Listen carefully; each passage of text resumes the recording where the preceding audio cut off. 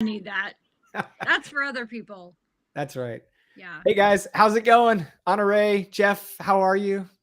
Everyone's happy, healthy, Living the dream. Living the living dream. the dream. I don't have a job and I'm not laying bricks today. So Mm.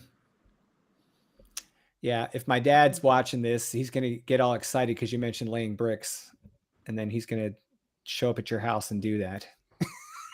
well, we are putting in steps before the thing next weekend for from the house to the fire pit. Oh. Yeah, I can actually hear the weed eater. Gosh, right now. Byron's work list is non-stop. Yeah, I'm a taskmaster. Although I have to say, before we introduce Jeff, did I tell you what I did to him with the mulch?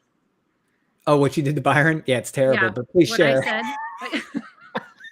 I think I called you a bad name after this story. so Jeff, we're having this thing that I just told you about. You're more than welcome to come. And my husband's been doing like beautification projects around our property. And so he had gone and gotten, I want to say he told me it was 4,000 pounds of mulch yesterday. Cause he was like, I heard you telling the story. He's like, make sure you mention it was 4,000 pounds of mulch.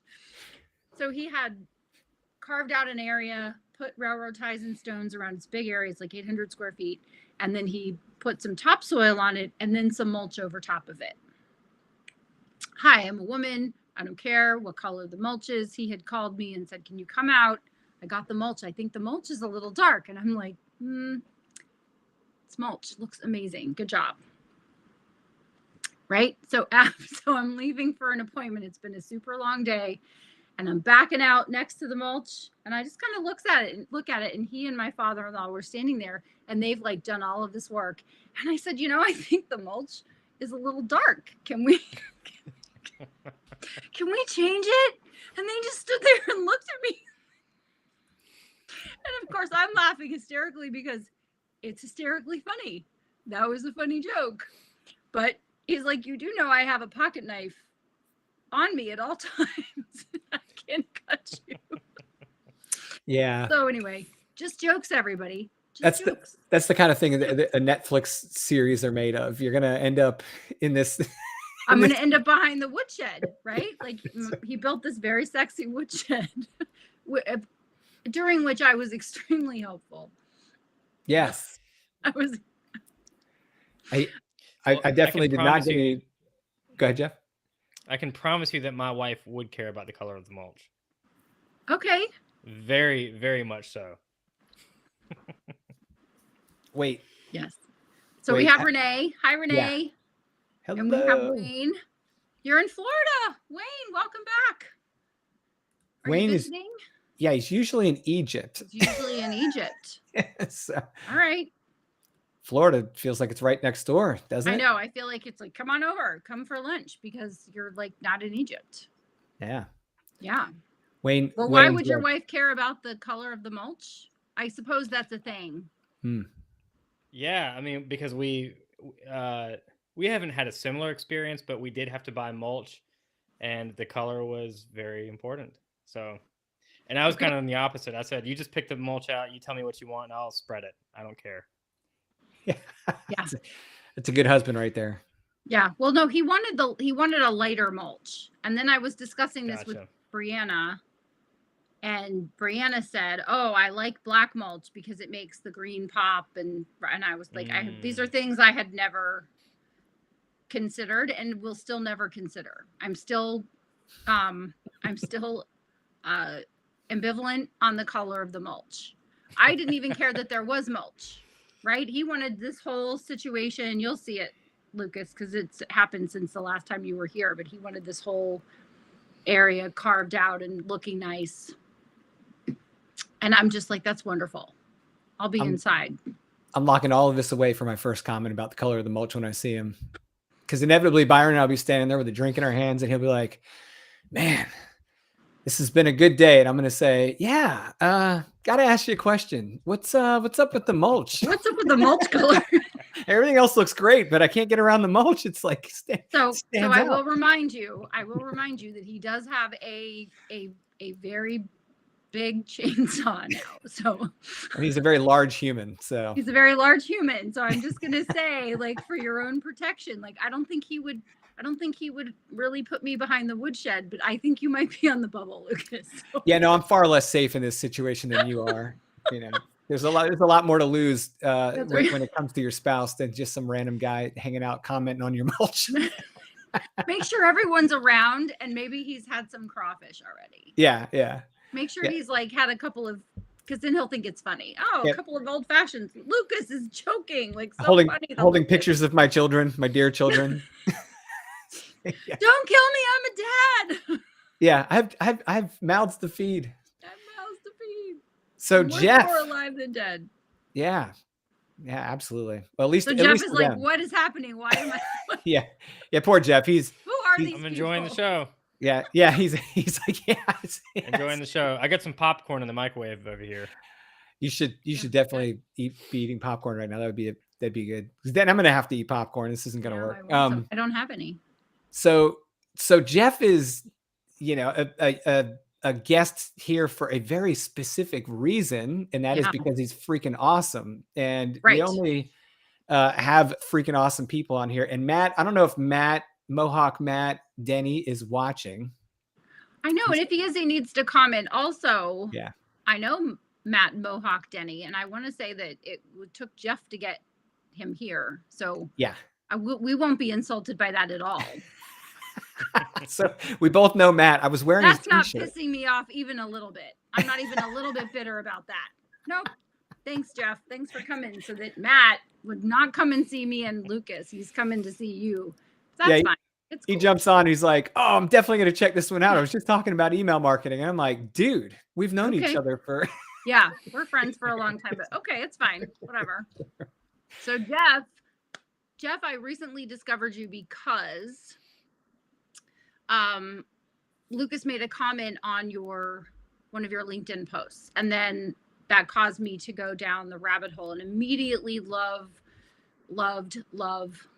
past tense in that moment, currently love your messaging of just like, hey, don't go on a first date and be terrible. Although you didn't really expand on what the terrible first date was, but I have a book called Business Dating, and in my book I talk about how people on a first date in business are very often like equating to personal dating, like, hey, you're kind of hot, you want to get out of here, right? Which is like asking for the sale in the first 2 seconds. Like, who do you know that would like to write a book or build a course with their book? And you're just like, hey, I think I like you.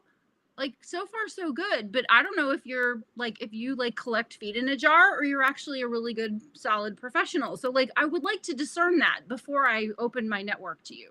So really appreciate the way you approach email marketing and relationship building. And I have all the questions in the world. Lucas, why don't you maybe say a few more words, because I interrupted you. I'm more excited than Matt Mohawk Denny about this conversation, for the record. Well, I met Jeff through, brace yourselves, people, Twitter, right? So Jeff and I were underrated. Connected.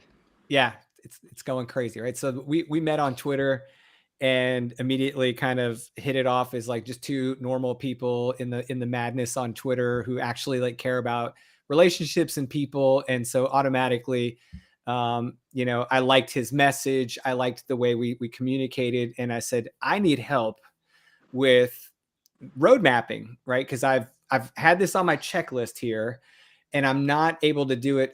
First of all, I believe heavily in getting a third opinion on anything critical in my business. So I never just trust myself with everything. And I think that anyone who is running a business should have experts in their fold that help them at least check that what they're doing is legit if they don't want to have someone actually do it for them. But I actually needed someone to step in and give me guidance and help me with this area. Because even though I write, and even though I work with course development, and even though I work with all these spaces, I am not an expert on email marketing by any stretch of the imagination. So when I met Jeff, he checked all the boxes for personality, expertise, approach, everything. And then I had the joy of working with him on my project. And it was a fantastic experience. And, you know, in true Sicilian fashion, I'm like, once you're in the family, you're in. So whether you like it or not, I'm going to talk about you every 5 seconds on social media and stuff. Yeah. And so I was very, very much impressed with Jeff's approach to email marketing. And so he's my go-to guy for email marketing now. So Jeff, not to make this awkward, but there's your big intro. I hope you can I hope you can enjoy the rest of your time. Well, at least it was genuine. I appreciate it. Yeah. No, thanks. It was thanks for having me. terrible, but it was genuine. Yeah. Look, is that the fire alarm? That was- I have to go. Yeah. That was the best intro I've ever got. There you Thank go. you, Lucas. You're Yeah, welcome. No, it was an honor to work with you. It was really good. And I think that, you know, what I kind of gathered from what you just said and our work together and, you know, just all the conversations we've had is very similar to a lot of the people that I work with or encounter, in that maybe they do know a little bit about email marketing, but they want to do it differently, right? Like they want to stand out in the inbox by just being a little more human or being normal and not buy my stuff, you know, Right. Russian, hey, you want to get out of here? You know, people want to do it a little bit differently. And that's really kind of what we talked a lot about in our project. Was, you know, I mean, you're more than capable of doing this stuff yourself, and you even have somebody who does it, you know, for you for the most part, but it's just how do I kind of create those relationships and you know, a good feeling for my subscribers. Right. And you were really focused on that, which is one of the reasons why I thought it was good to have you on the project, because you knew what the approach I was looking for. And this is what I usually see people looking for, right? I almost never see someone saying, hey, anyone know like a really salesy person I could talk to that would make me come across uncomfortably in all my email messaging, right? It's like, of course, everyone's looking for the right thing, but I think it's sometimes hard for people to push the I believe button because they think they have to do what they've experienced from other people that are, you know, and you and I actually, I think, fell into the same network because of Justin Welsh, right? We were both following Justin Welsh, and we both commented on how we liked his approach. Sure.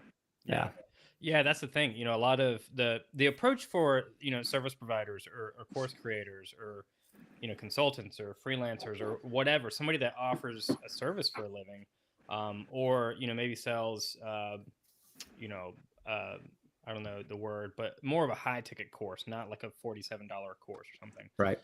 Somebody who, you know, sells that, the approach to email marketing is way, way different than what we're taught, you know, on the internet, what we're taught from a Google search, or from experts. Exactly. Yeah. I mean, you know, and I think that that's really kind of like, it paralyzes a lot of people. Like they say, okay, well, like, I don't know how to do that, or I don't want to do it that way because that's kind of gimmicky. And I just want to, you know, be normal and, you know, lead with value and focus on trust and lead people logically to my offers, instead of, you know, all the gimmicky kind of approach. So I, you know, sum it all up. Like, I think that what you experience is what a lot of people feel. Right. All right, Honore. I know you're like, you've got a list of questions, things that, because right now you and I are What both. do you mean? Honore and I are both like in the process of revising a lot of our email marketing. Yeah. Not just welcome email sequences, but sequences attached to certain products and just our, you know, lead magnets, everything. So yeah, there's a little context on why, you know, this is so relevant for us and timely. But the reality is it's constant, right? It never really stops. Those emails work for you non-stop. So Honore, what are you experiencing right now? Like, what's going on with your world of work related to this? Well, before I comment on that, I want to say that I think, to the point that you both were just making, is there are an awful lot of people who are like, let me teach you closing techniques. Let me teach you things to say. And now I feel like when I'm talking to one of those people, I might as well be talking to AI. Because if I wanted to have like if they say this, then say this conversation, I would talk to a computer. I wouldn't want to talk to a person. And one of the reasons that I have resisted email marketing is because it feels very internet markety. And I'm a relationship person. I'm an attractor, not a recruiter. So I feel like one of the things that Byron said taught me that I embraced when we were first dating, which goes back to the why didn't I kiss him on the first date? Because he was like, why didn't you kiss me on the first date? And I was like, because I might have kissed someone on a first date before and I'm single, so it didn't work out. And he said, you can't do the wrong thing with the right person and you can't do the right thing with the wrong person. Someone's going to like you, they're going to like you. If someone's not going to like you, they're not going to like you. So just be your authentic self right out of the gate. And I thought that was very appropriate. But all of the approaches that I have ever seen to anything have always been, if they say this, then say this. And this is how you close. And like, it's just an objection. And here's how you overcome objections. And I'm like, I hate that. I just want to have a conversation with someone and see if I can help them. And I've not ever been able to really apply that to my email marketing because it feels like it's a little bit of if this, then that kind of thing. So what I'm experiencing in my business is I see other people with inferior information doing more than I'm doing. Right. And that's a frustration. I see people saying, oh, you can just write and publish a book in 10 minutes and it's going to be fine. You don't need to edit it. You don't need a good cover. What does that have to do with anything, right? What does that have to do with it? What can possibly go wrong? Don't worry about quality. We'll just put that in the closet. Right. And so I think that there is to be transparent, I think it's always a work in progress. There's always a gap.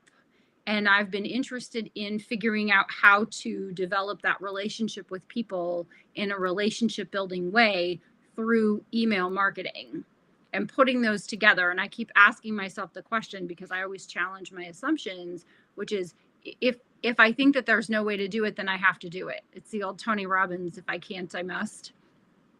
Right. And so I challenge my assumptions. It's like, can I build a relationship with people and bring them into the circle of trust and let them know that I'm the person with the best information with their best interest in mind for the long term.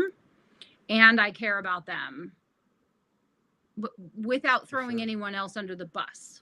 Right. So that's been the question that I've been asking myself. And so Lucas and I, in this partnership of the Empire Builders Masterclass, have been working through this. So when I saw him comment on your thing, it was like, oh, well, there's no accidents, right? It can always be better.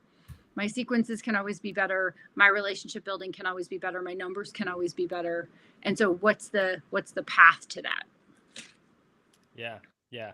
You know, the thing that you said that really kind of sticks out to me is, well, two things really.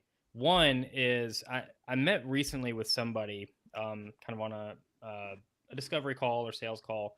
And we talked a little bit about my philosophy. Really, I told her, about the same kind of process I took Lucas through. And, I could see on the call that it just didn't really connect with her. Like she couldn't really, it didn't really make sense. And she does some email marketing. But for her, it was all about like the next launch or the next pre-sale and the next, special offer or whatever it is. And so there's this constant churn of we got to get, pump more people in, or we got to, get, change up the emails. And so it's just this constant, not only is it this constant churn of like, we're just selling. And so we have to get new people to sell to. And, we're converting at these, crazy low rates, but it gets really old to the people who get those emails. You know? And, I want to, say to, those people sometimes like, well, what about the customer experience? Like, what about turning those customers into raving fans, or maybe having another offer above, the offer they bought, and, leading them logically to that offer as the next step in the journey for them, and so there's a lot of things, email is just a tool, right? Like you can use it however you want to. You can just say, what is the goal that we want to achieve? How do I need to lead somebody from this point to that goal? And can I do that with email? If you can, then use it. Right. Well, I did write down a couple of questions for sure. One of them is something that occurred to me in the wee hours of the morning. And it's because I've unsubscribed from the same list a whole bunch of times, and it occurred to me that perhaps the unsubscribe button is not what it appears to be.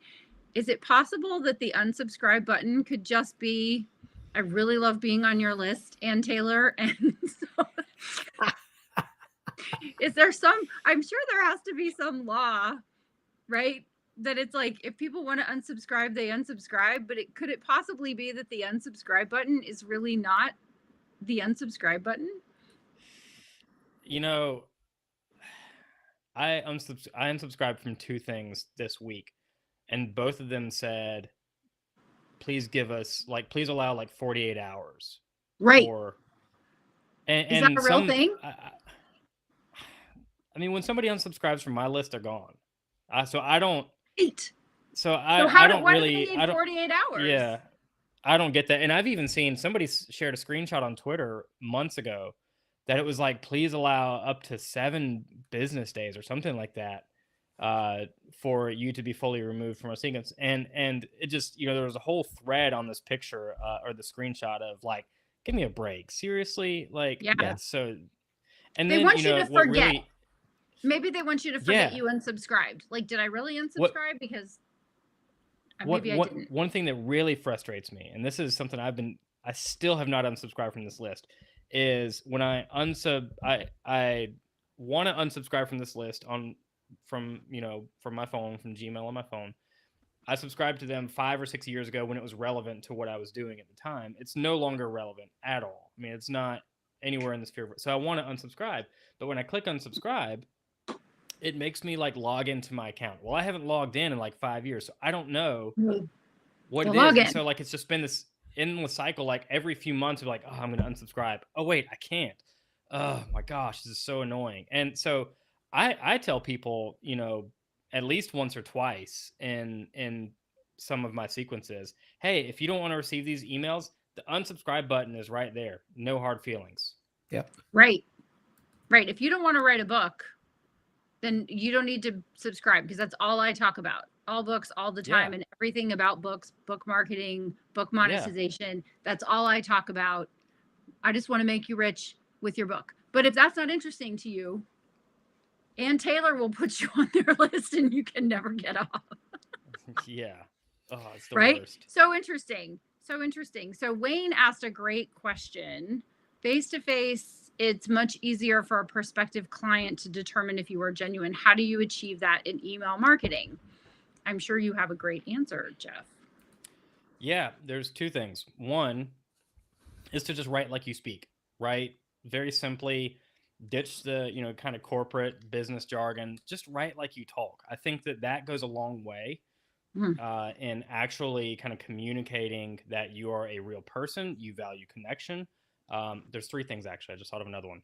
The second thing is to ask for replies, to turn email into a 2-way street. A lot of people I've even had conversations with potential clients who see email as a 1-way street. They don't like it because it's a 1-way street where I'm just talking at people all the time.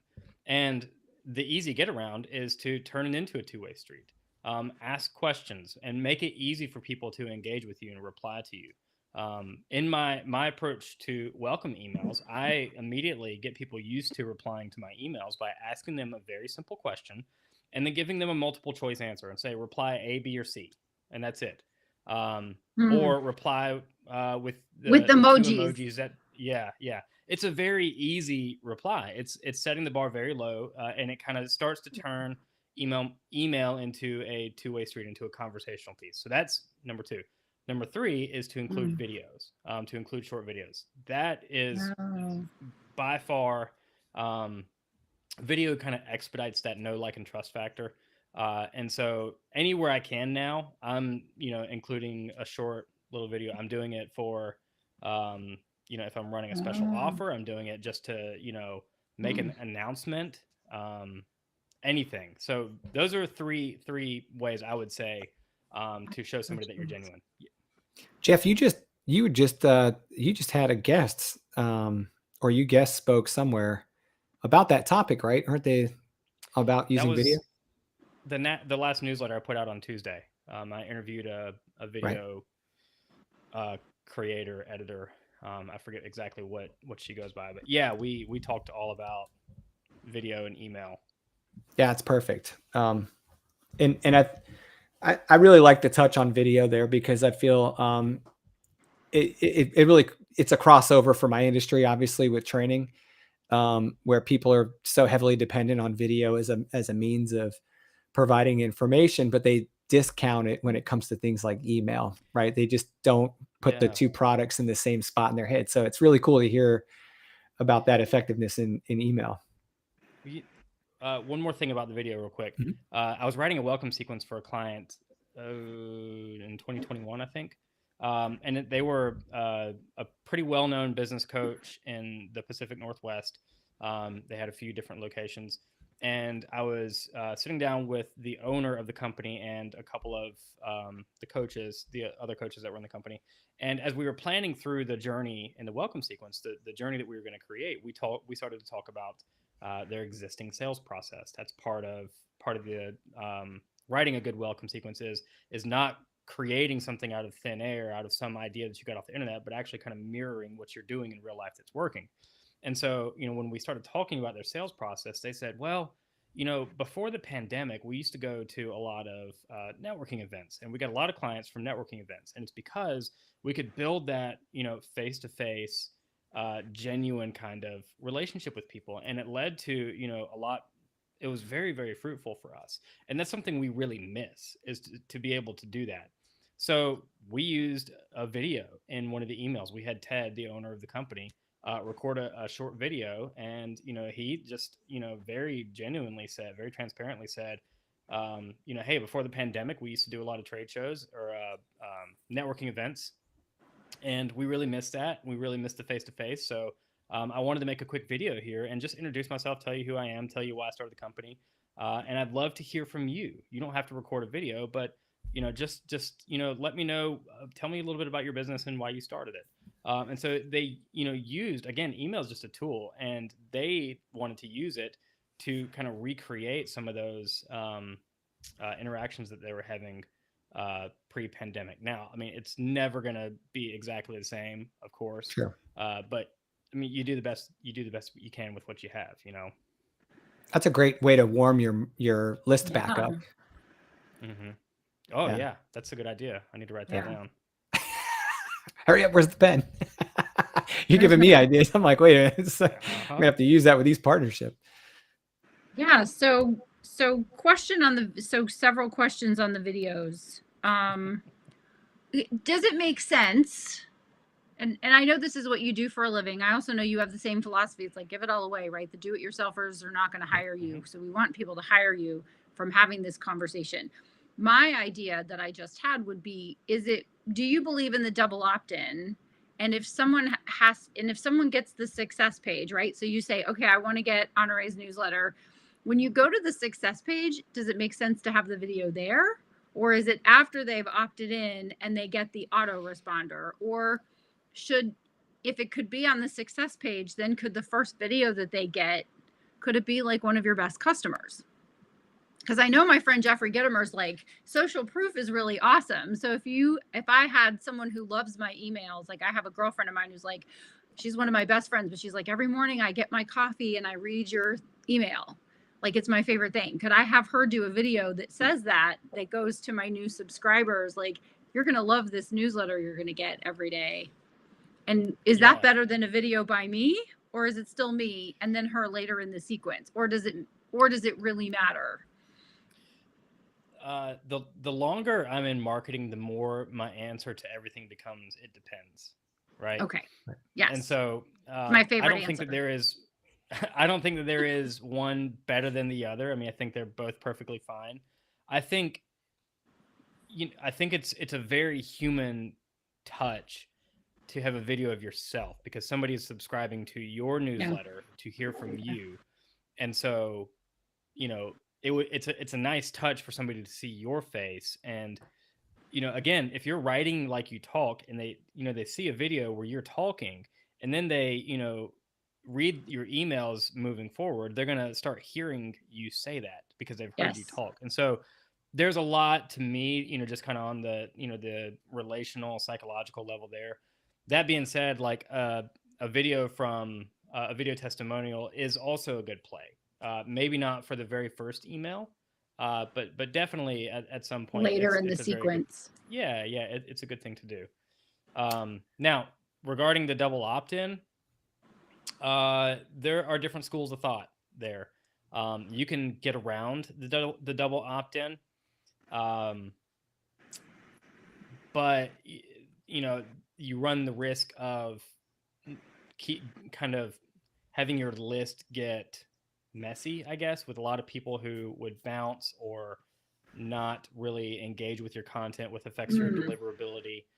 So now you can work around that and create some complicated or automations to, you know, if somebody doesn't interact within this amount of time, then you can boot them from the sequence, or you can move them to this sequence and try to warm them back up. And, you know, there's a lot you could do. So for the sake of complexity, I just leave the double opt-in there.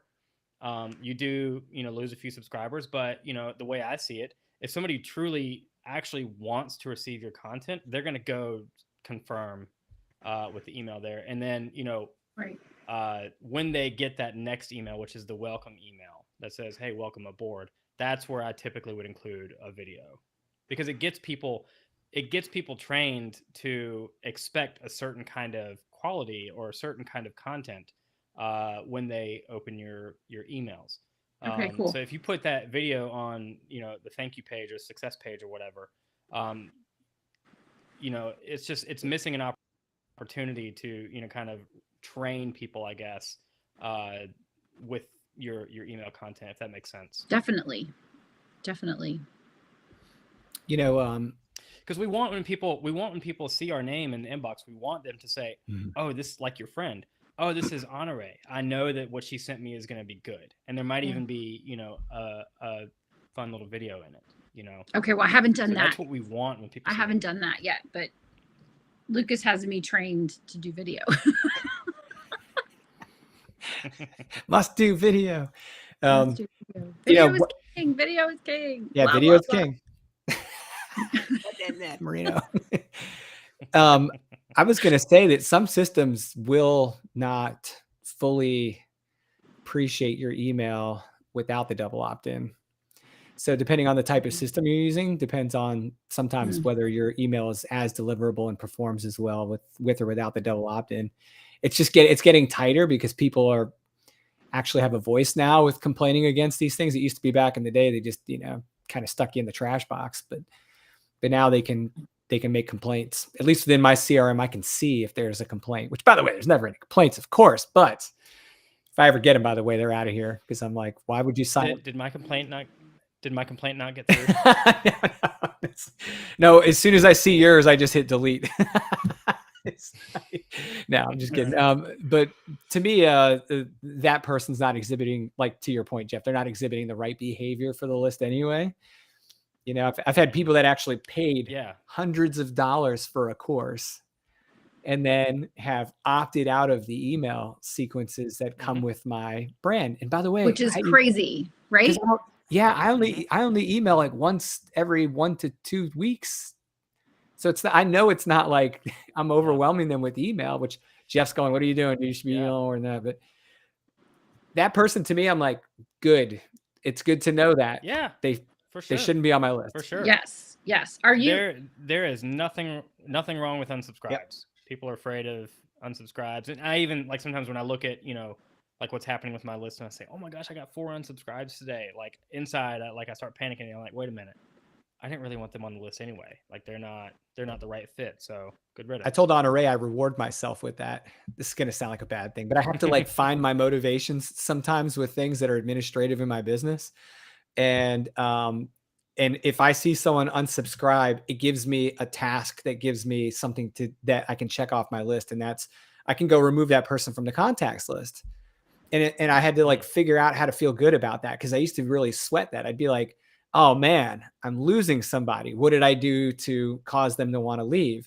Now I'm like, oh, good. I can keep my list down, right? Like I can trim it up and keep it healthy. And I kind of equate it to, like, I've got all these trees outside of my house, and every year my mom comes and visits and yells at me about not trimming the trees because it makes for a healthier tree. And like, I'm like, if I'm not trimming my email list isn't as healthy without keeping the right people on the list and making sure that the other people aren't there if they don't want to be, because it doesn't do me any good if they don't want to receive it and they're getting it Well, anyway. and you're paying for them as well. Yeah, which I had to get around that as well, because once I went over my threshold on my account, I was like, but then I was like, oh, this is a good problem to have when it's the right lists, right? I'm okay with paying that money if the right people are on there, but yes, exactly. Out with the old and with the new. So what is your school of thought on the email every day program? Are you an email every day person, or is it it depends based on the audience? It depends on based on the audience and the context. Okay. So I have instances where some people on my list get 1 email a week when they subscribe to the newsletter, like you, Honore. You subscribe to my newsletter, Humans Sending Emails. The only emails you'll really ever get from me are on Tuesday mornings, aside from an occasional announcement or something that is kind of relevant.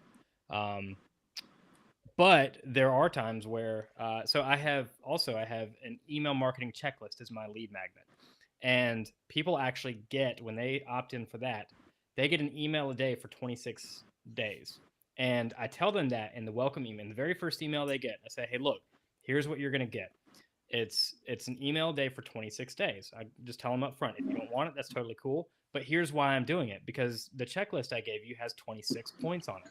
And each day I'm going to break down every single one of those points from the checklist. And I get surprisingly very few unsubscribes from that sequence, because people know what to expect. So and they want all 26 things. Well, and if it's something that they're looking forward to, if and this is where I was going, is if the content is there's no such thing as too short or too long, too frequent, too infrequent. If the content is valuable, doesn't matter, right? So, like I said, people, if people are looking forward to that content showing up in the inbox, they're not going to mind getting an email a day from you. But if it's, a constant barrage of sales or buy my stuff, or just useless stuff, then that's when people are going to really not want to be on your list. So when did they get, and you need to tell Lucas what the URL is so he can add it to the comments, because I want to be on that. I want to get those 26 things. I also want to get emails 1 through 7, because I got email number 8 and then I immediately was like, my fear of missing out, like my FOMO kicked in, and I was like, where are emails number 1 through 7? Right. Oh, the newsletter. Yeah. So I'm like, okay, hold on. I missed numbers 1 through 7. So I do this as well. But when does the nurture sequence happen? Because I just created an 8-day write your book challenge, email challenge, as a new lead magnet. But then I got in my head about, when does the nurture sequence begin? Is it after the 8 days is over? Is it concurrent? Like, you're going to get this information that's going to help you write your book, but also you're going to get the nurture sequence. It's like, here's a little about me. I'm going to have a sexy new video now. Not actually sexy. It's just going to be a video. Settle down. That's a different channel, everybody. Tell Byron to watch this. Byron will be like, what? I don't know what she's doing. You should promise that and just send them a video of Byron cutting the grass. Right, on the tractor? Yeah. Yes, he likes to play the country songs that go with the work he does. Like, does this tractor make me look sexy? And also, will you check me for ticks? Right? So we have like a whole playlist around the Check me for ticks. These are all country songs, everybody, in case you're in like a metropolitan area. They're real songs. Consult the Google. So when does the nurture sequence happen? Is it concurrent? Is it after? What's the answer there? Because I'm stuck. What do you mean by nurture sequence? What how would you define a nurture sequence? Because that's a term that I think is not very well understood by a lot of people. Well, probably this person. I'm probably one of the people that doesn't understand it. My understanding is, when someone opts into my list, they need to get a series of emails. I'm just calling that the nurture sequence. That's like, hey, a little about me. Like that whole respond with the 2 emojis. And then there's another email that says, a little about me, and this is what I'm going to teach you. You're going to get the emails, Gotcha. Right? Kind of that. And then at some point they need to go on to that regular email list. So I just want to make sure that I'm doing it effectively. Yeah. So when somebody opts in for my lead magnet, the checklist, now the link that Lucas posted there is directly to the newsletter. The newsletter and the checklist are both facets of email marketing, but they're separate assets within email marketing. So when somebody downloads my checklist, they immediately start my nurture sequence. I call it a welcome sequence. Okay. That's kind of the way that I've coined that. And it does all the things that you mentioned. It kind of introduces yourself. It, builds some trust, leads with a ton of value, positions your offer as the next logical step for people. That's what a welcome sequence is, and it should happen immediately after somebody downloads a lead magnet. But if somebody... But are they getting the 26 emails? Mm-hmm. And then the welcome sequence, or are they getting them simultaneously? The 26 emails is the welcome sequence. So my 8-day write your book challenge should actually be... Well, that's like a product. That's kind of like a unique challenge. So the 8-day write your book challenge, is that free? Yes.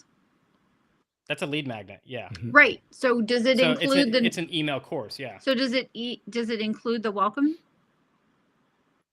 No, for you. So yeah, I would have that. So yeah. So think about it this way. So the 8-day write your book challenge is your lead magnet. That is an asset. Yep. And then after that, you want to have a plan to lead somebody to the next step in the journey. Now, you probably don't need to do a full welcome sequence. And for the record, by the way, most welcome sequences are not 26 emails. Right. I just did that because it's, it made sense with my offer. So, right. You can marry that 8-day challenge and kind of tackle some of the things that typically need to be, done in a welcome sequence. And at the end of that, that audience is going to be warm, and you can present an offer in a very natural way, and people are going to be ready to buy it. I just recently had a client do that very thing. She's a leadership consultant. She, and the idea that we came up with for her lead magnet was a delegation checklist, because that's something that her ideal client really struggled with. They're new, emerging leaders. And so that was something they would find really valuable. So they downloaded that. And then the next 5 days, they got an email a day from her. And each one had a short little video clip and a little bit of a lesson in the email copy that taught them an element of becoming a new leader, how to establish yourself as a leader. And at the end of that, on the 6th email, so I guess it would be the 7th email in total, she just presented an offer. She talked about the challenge, and they went through that course, the 5 days, of her trust leadership method or whatever it was, and after that, she made an offer. And just the other day, somebody scheduled a call with her and bought her 6-month coaching package. Nice. So you don't necessarily need to have this email course and then a welcome sequence to follow it. You can kind of marry some of those elements. Look, a welcome sequence, the only goal is to build trust, lead with value, kind of create a relationship, like make them feel like they know, like, and trust you, so that when you get ready to present an offer, they're warmed up to buy. Okay. And you could do that in a myriad of different ways. And it sounds like your email course is already doing a lot of that. So you could just kind of tack on at the end of that 8 days another email and tell them what the next step in the journey is. Okay, perfect. And then I can make an offer, give them a code or something for the course that I have. Yeah. So I don't need and a second email sequence that I have already been pulling my hair out to write. Awesome. The only reason you would need a second welcome sequence is if you had another, like if you had a delegation checklist, or like if you had a write and publish your own book checklist. If you created an asset like that, then you would want to create a sequence on the back end of that download, on the back end of that asset, to then help them use it, help them get familiar with it, and then position you as, the authority, and, you have the next step in mind for them. Okay. Excellent. Does that make sense on the Yeah. difference there? Yeah, definitely. I can just Okay. add in some of the elements and then I'm good to go. Yeah. Yeah. Yep. And if somebody subscribes to my newsletter, so, if you subscribe to Human Sending Emails, I love you that. don't get any kind of a welcome sequence. You don't get any kind of a welcome Right. sequence. You get a welcome email that says, "Hey, here's what to expect." But what I really try to do is to be transparent with people and give them exactly what they're expecting. If somebody signs up for my newsletter to get an email every Tuesday, I'm not going to send them 5 emails, right off the bat, because that's not what they're looking for. That's not why they signed up. They signed up to get an email every Tuesday, and that's all they're going to get. Okay, I like it. I like I'm it. not- That's awesome. Yeah. So It's just a human thing to do, right? Yeah, Yes, it really is. Yes. Jen Pisano asked a question. This is what she wants to work on. What's the best way to organize the sequence?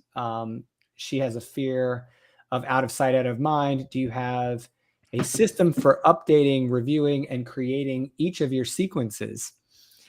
I think your templates, maybe? Is that what we're looking at? Yeah, I've only got one template so far. Welcome email template. So it's only for one email. Working on a few more of those. Yeah. Well, you have that The template. best way to organize. You also have a welcome sequence course, right, Jeff? Okay. Yeah, I do have a course. Right. Yeah. But one of the things I teach in there is, like I said earlier on, Ray, like it depends. There are really truly no cookie cutters when it comes to welcome sequences. And this is one of the things I learned early on. One of the reasons that I started to develop my own unique philosophy on welcome sequences is because I did follow canned templates for a while, and they didn't work. They don't work. Like they just didn't work for my business. Yeah. And it's not necessarily that they don't work. It's just that one didn't work for my business. And that's what was not communicated well, is that I was trying to use a sequence that was not designed for what I was doing. Like, okay, for example, it was a kind of a traditional 5 email sequence, problem solution, paradigm shift, overcome objection, testimony, like just that kind of stuff. And I think it's probably worked for some people, but I tried using it for an e-commerce brand, and it didn't work. I mean, it literally like sold nothing. And so it really got me to start thinking about what would make that sequence work. Yeah. And that's when I started having, more in-depth conversations with people about, like, what does your sales process look like? Who are your clients? Where are you trying to, like, what are you trying to offer them? If it's an $8,000 product versus a $40 product, we got to take a totally different approach. Yeah. There's a lot more trust that needs to happen. There's a lot more that needs to be said in order to get somebody ready to go on that $8,000 product versus something that might be an impulse buy. Right. So to make go finish your thought, please, because then I have a really important question. Well, I was going to say, so the main thing, and this is where it's about as concrete as I can get right now. There still might be some ambiguity to it, but the main thing is that you just need to make sure with your welcome sequence that you're leading with tons of value, that you're focusing on earning trust before you ever ask somebody to buy from you, and that when you present your offer, that it is the very next logical step in the journey for somebody. So in order to do that, you have to consider where they came from and where you're leading them. So if somebody downloaded my email marketing checklist, to me that tells me that they're trying to get started with email marketing because it's not something that they've really done before. So they just need a checklist to kind of help them. Or they think they suck at email marketing. Right? Yeah. So the next logical step in the journey for them, I always tell people the first place to start is your welcome sequence. So the next logical step when it comes to what I offer for them is my masterclass. My welcome sequence is masterclass. Okay. You downloaded my checklist. Now, if you're ready to start implementing it and actually doing email marketing, my masterclass is going to teach you how to write your welcome sequence, which is the very first place that you need to begin. So it's really all about kind of positioning your product as the next logical step in the journey. So that's really kind of, those are the key things: lead with value, earn trust, and position your offer as the logical next step.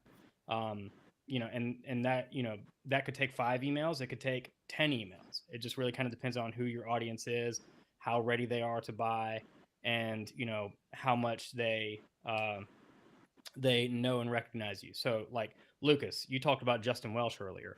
There's so much trust that comes with a name like Justin Welsh, Right. that if he's selling a $1,500 coaching package, he doesn't really need to try that hard. Right. I mean, I know that there's still an element of like good writing and and strategy, but like he doesn't have to try as hard as I do to convince somebody, because there's so much trust associated with that. So there's a lot of things that you really have to think through, and why I decided to start taking a more custom approach to these welcome sequences. I love it. So we've given away your free email checklist, and we're going to get some people on Humans sending emails, which is just a fantastic brand. What do you have that people can buy? So you've mentioned a couple of things, but we don't know how much they cost.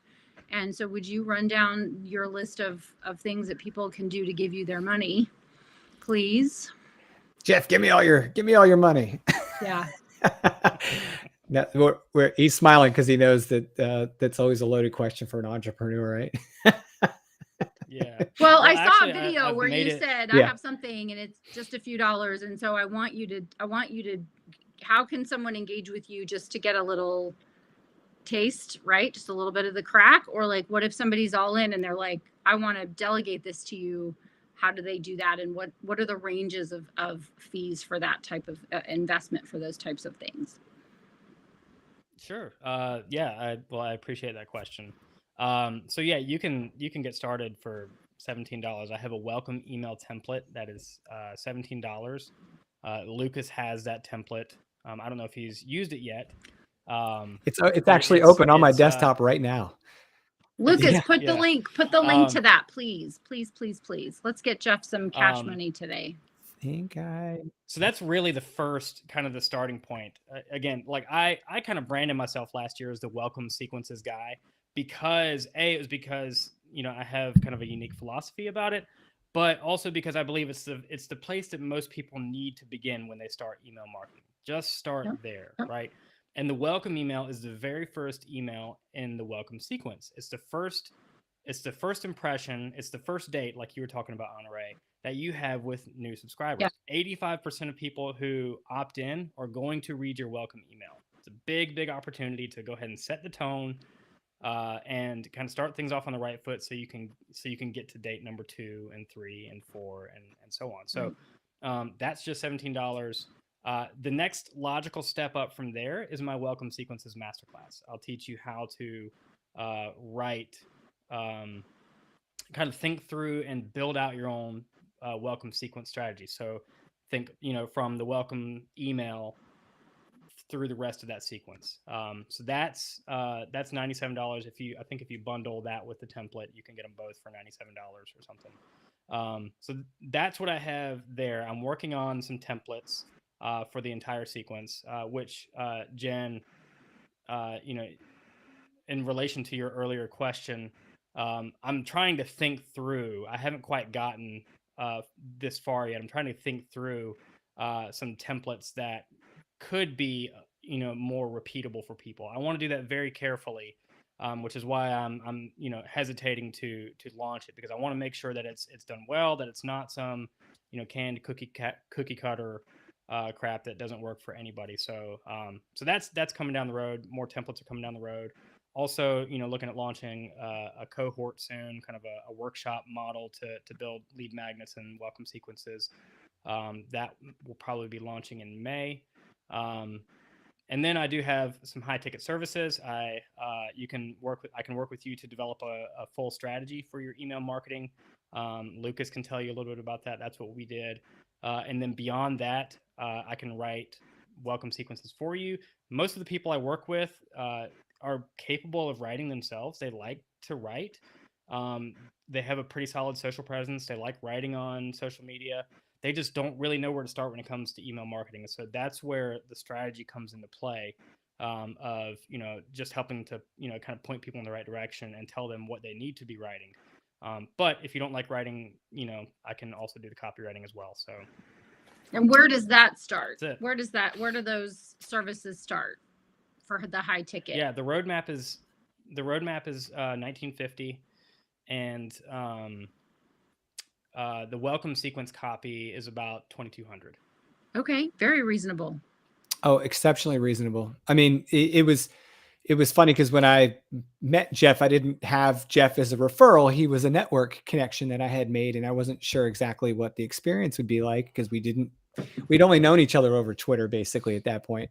So I wasn't even getting on the call with you, by the way, to sell you on it. Like, I was getting on just to meet you, by the way. The poor guy. I don't know if I ever told you that. Yeah, I totally ran him over. I was like, hey, when can you start? He's like, what are you talking about? I thought we're just going to get to know each other.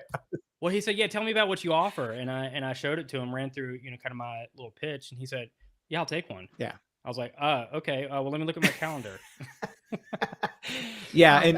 And absolutely worth every minute we spent together and every dollar spent. So Jeff's product is more than just a product. It's an experience. We had great sessions together. He's not one of those service professionals who's like, oh yeah, no, I really care about you. And I can't wait to work with you. And then you're like, cool, when can we meet? And they're like, oh, my calendar doesn't open up for 3 months, or when you meet, it's like, I'm right here. I can hear you, Lucas. You're a different type of project. Let's just say. No, it was unique because not only was he as excited about the project as I was, but he could sense that I was in need of certain handling, right? I mean, I think that's a really good sign of someone that's good with service type work, is that you can understand that certain people work with certain people certain ways. And he very easily fit right into like, hey, I can tell you're the kind of guy that's going to hash out the details. And so we went through everything. I can tell you're a doctor and you're going to be high maintenance and have all the questions and make me crazy. Now I'm paraphrasing. He didn't say that, but I could see it on his face. We did hash out the details though. I mean, what, like our 2-hour strategy session ended up being 3.5, I think. And I'm just telling you, he never said, dude, you're really putting me in a bad spot here. He was very good about, because, as an entrepreneur, you can dive as deep as anyone in any question. And you ask someone 1 out of 100 questions, and you got 100 questions to get through. There was a lot of work. I'm not saying it was exactly 100, but we had a lot of questions to work through.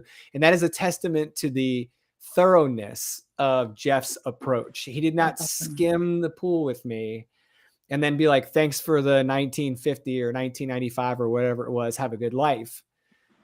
He took a very deep dive into my project. He gave me very detailed feedback and direction. He gave me a tangible product that I could walk away with and that I have constantly refer to in the development of my stuff.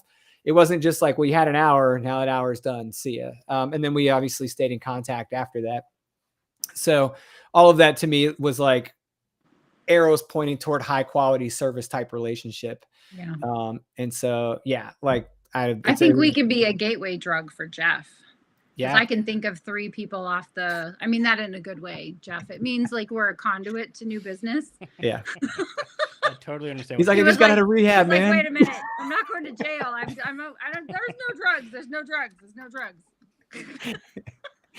Oh, that's good. I can think of 3 clients right off the bat that are total white glove people that are like, right.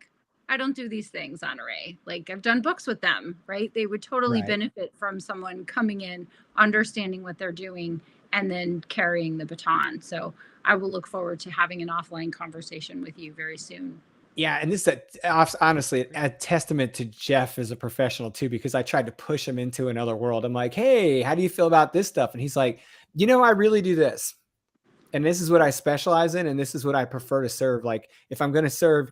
And I was like, dude, thank you for that. Cause there's a lot of people out there that aren't mature enough yet as service providers that would be like, any yes is a yes. Right. Like, but he was very good in saying, really think that this is the best way to serve your project. And I really appreciated that. And that's why I've been referring him for specifically what he did for me to other people. And yeah, Jeff, I'm sorry if your email's been a little crazy because of that. Like, I appreciate that. you need to talk to this guy. You need to talk to this guy. You need to talk to this guy. So Jeff, I've shared a bunch of links, but can you verbalize where people can find you? What's the best way to interact with you, find out more about what you're doing? Look, follow me on Twitter or LinkedIn. I teach everything I know there. I mean, I literally, like, I'm going to show you, I've shown people the inside. I don't think I've shown people the inside of your roadmap, Lucas, but like I've showed people, like, go for it. This is what I do. This is how I do it.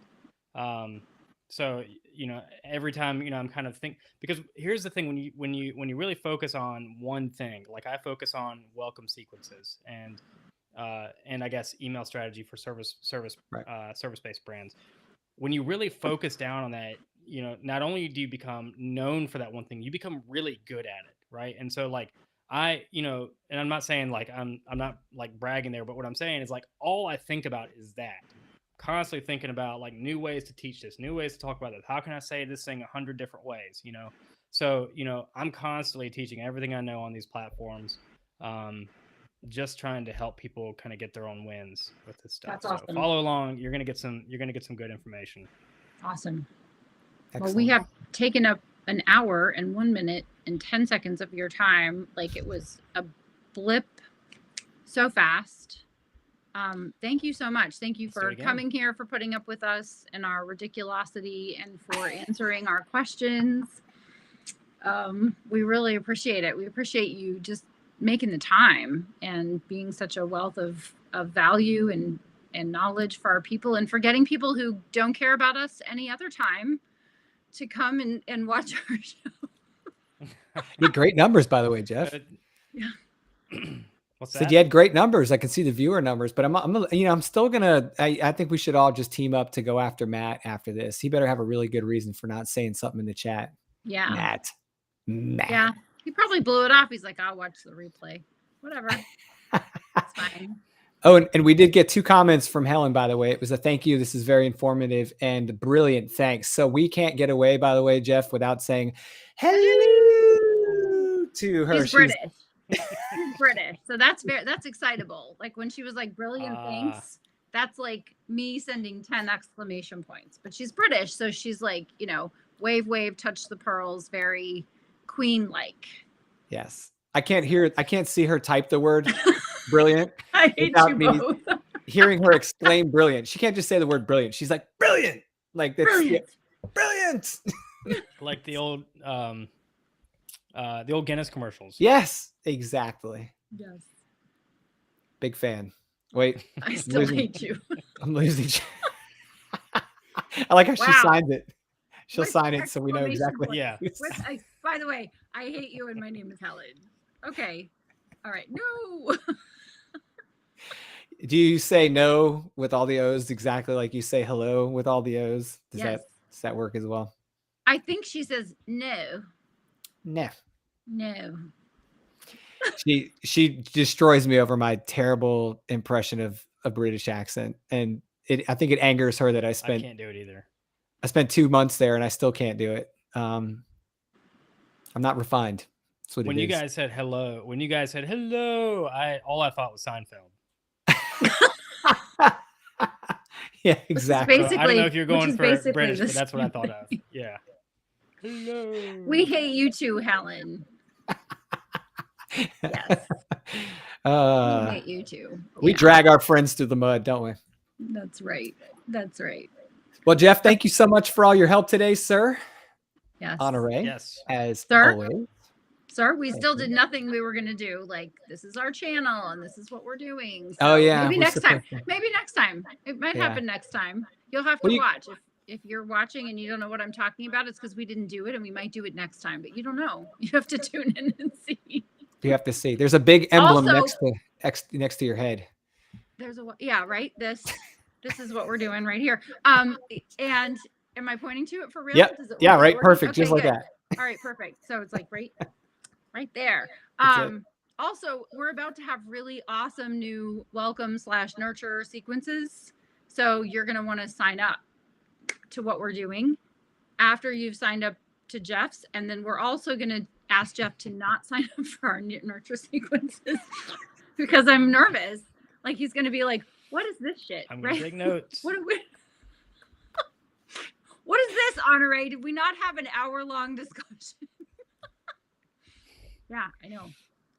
I'm going to get the emoji reply, and it's going to be the mad face, like the really mad one. The little cuss words over the mouth. Yeah, the cuss words over the mouth emoji. Here's how I feel. Cuss words emoji. All right. Thanks, Jeff. Don't hang up. Fine. Okay. All right, guys, we'll see you. Oh, wait, hold on. We do have an important message. We will not see you next week. No, we won't. We will see you 2 weeks from now because we have a live event that we're attending next week that will take us out of live streaming world at noon next Thursday. So come back 2 Thursdays from now at our regular bat time of noon Eastern.